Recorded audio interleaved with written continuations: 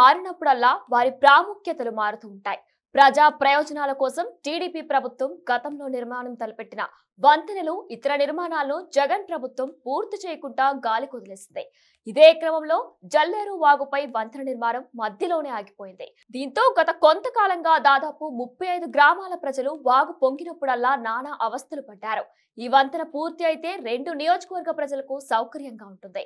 అసంపూర్తిగా ఉన్న జల్లేరు వాగు వంతెన నిర్మాణంపై బిగ్ టీవీ అందిస్తున్న స్పెషల్ స్టోరీ.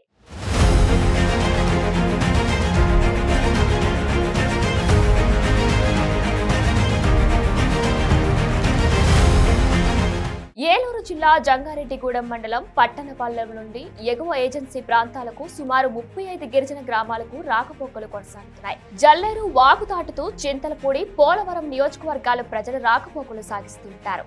ఇక్కడ నుండి ఎగువ ప్రాంతాలకు వెళ్లాలంటే రైతులు, ప్రజలు, గిరిజనులు ఈ జల్లేరు వాగు దాటి వెళ్లాలి. వర్షాలు కురిసి వాగు పొంగినప్పుడల్లా రాకపోకలకు తీవ్ర అంతరాయం ఏర్పడుతుంది. ప్రజా సమస్యలను గుర్తించిన అప్పటి టీడీపీ చింతలపూడి ఎమ్మెల్యే మంత్రి పీతల సుజాత అధిష్టానంతో మాట్లాడి 2018లో సుమారు ₹1 కోటి జల్లేరు వాగుపై వంతెన నిర్మాణానికి శ్రీకారం చుట్టింది. దీనికి టెండర్లు పిలిచి గుత్తేదారు అయిన గిరికి పని అప్పగించారు. పాలకులు శంకుస్థాపన కూడా చేశారు. క్రమక్రమంగా పనులు సాగుతున్న నేపథ్యంలో ఎన్నికల కోడొచ్చి గుత్తేదారుకు బిల్లులు చెల్లించకపోవడంతో పనులు మధ్యలో నిలిచిపోయాయి. అనంతరం అధికారంలోకి వచ్చిన వైసీపీ ప్రభుత్వం వంతెన నిర్మాణానికి సహకరించకపోవడంతో గుత్తేదారు నిర్మాణ పనులను ఆపేశాడు. పలువురు గ్రామస్తులు అధికారంలోకి వచ్చిన వైసీపీ ఎమ్మెల్యే ఎలిజాకు పలుమార్లు గుర్తు చేసినా పట్టించుకోన పాపాన పోలేదు.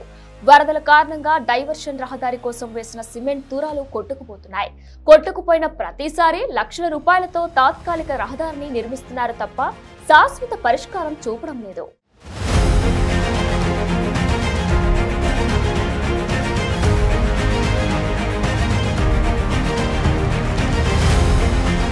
మాది పట్టణపాలెం బ్రిడ్జి గత 6-7 సంవత్సరాలుగా నిలువ ఆగిపోయిందండి. ఎప్పటి నుంచి ఎవరినైనా ఏ ఎమ్మెల్యే గారు వచ్చినా ఇది చూస్తున్నారు, ఇది చేస్తామంటున్నారు, వెళ్తున్నారు, కానీ ఇంతవరకు ఎవరు పట్టించుకోవాలి. అది మామూలుగా కాంగ్రెస్ లో అడిగితేనేమో టీడీపీ హయాంలో మొదలెట్టింది, వాళ్ళే చేయాలి, మేము చేయమన్నారు వాళ్ళే ఇలా అడిగితే. ఈ తర్వాత టీడీపీ హయాంలో కూడా మా ఎమ్మెల్యే గారు 2-3 సార్లు కదిలేసాడు. వచ్చిన తర్వాత సిరిబాలరాజు గారిని ఇది చేస్తామంటున్నారండి. దీనివల్ల మాకు చాలా ఇబ్బంది అవుతుంది. ప్రతిదానికి ఒక చిన్న విషయాన్ని, పెద్ద విషయాన్ని మేము బయలుదేరితే జంగాడు రావాలండి. 2015లో బ్రిడ్జ్ స్టార్ట్ చేశారు, కానీ అప్పటి కానిండి ఇప్పటి వరకు అది లేదు, గతి లేదు. ఎంతోమంది ప్రమాదాల ద్వారా ఎంతోమంది పడిపోతున్నారు. వర్షాకాలం అయితే అక్కడ వేసిన కాస్త వంతును కూడా అది ఆ రోడ్డు కూడా కొట్టుకెళ్ళిపోతుంది. ఈ లోపలికి ఏజెన్సీ 80 గ్రామాల దాకా ఉన్నాయి. అన్నిటికీ కూడా రాకపోకలు వెళ్ళడానికి దారి ఇదే మార్గం. ఈ దారి మన టీడీపీ గవర్నమెంట్ ఉన్నప్పుడు ప్రారంభించారు వంతెన.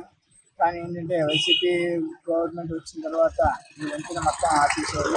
దీంతో ఎవరైనా సరే ఎమర్జెన్సీ అనారోగ్యంతో ఎవరైనా ప్రయాణం చేయాలన్నా కానీ ఎవరు కూడా రావడం వెళ్ళడం అంటే చాలా ఇబ్బందిగా ఉంటుంది. వర్షాలు వచ్చినప్పుడు మొత్తం ఈ కాలం అంతా కూడా కొట్టుకుపోతుంది, దారి ఉంటుంది.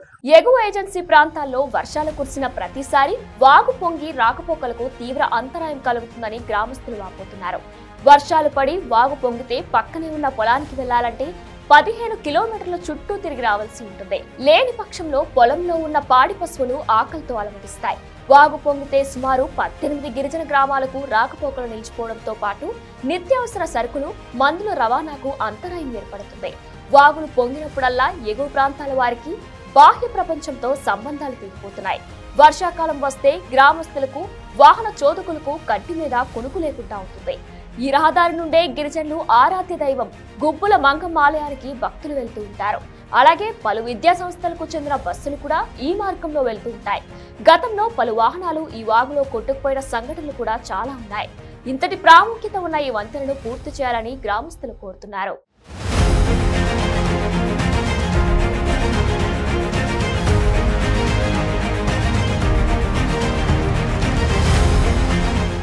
ఈ వంతుని 8 సంవత్సరాలు అవుతుంది. 8 సంవత్సరాల నుంచి ఇప్పుడు అయ్యే పక్కన రోడ్డు నేను లీవ్ ఇచ్చానండి. తెలుగుదేశం గవర్నమెంట్ అప్పుడే లీవ్ ఇచ్చాను. ఈ రోజుకి అలా రోడ్డు గురించి కానీ దారి తిని ఏమీ లేదు. నేను చిన్న రైతుని. ఈ రోజు కూడా అధ్యాత్తం అన్నమాట కానీ ఏమీ లేదు. అందుకనే ఈ ఒక నెల చూసి నెల లోపల నేను తీసేస్తాను శుభ్రంగా. ఈ యొక్క నియోజకవర్గంలో ఉన్నటువంటి 3 ఇంపార్టెంట్ బ్రిడ్జిలు ఏవైతే ఇలాంటి బ్రిడ్జిలు ఉన్నాయో, ఒకటి జంగారెడ్డిగూడెం నుంచి రాజమండ్రి కనెక్టివిటీ రోడ్డు బైనేరు వాగుకి సంబంధించి కానీ, అదేవిధంగా ఏదైతే మరి గుండేరు బ్రిడ్జి కానీ, చింతలపూడిలో ఉన్నటువంటి గుండేరు బ్రిడ్జి కానీ, ఇక్కడ జంగారెడ్డిగూడెం మండలంలో ఉన్నటువంటి 3వ బ్రిడ్జి పట్టణపాలెనికి కానీ దాదాపు 12 కోట్ల రూపాయలు శాంక్షన్ బడ్జెట్ తీసుకొచ్చారు.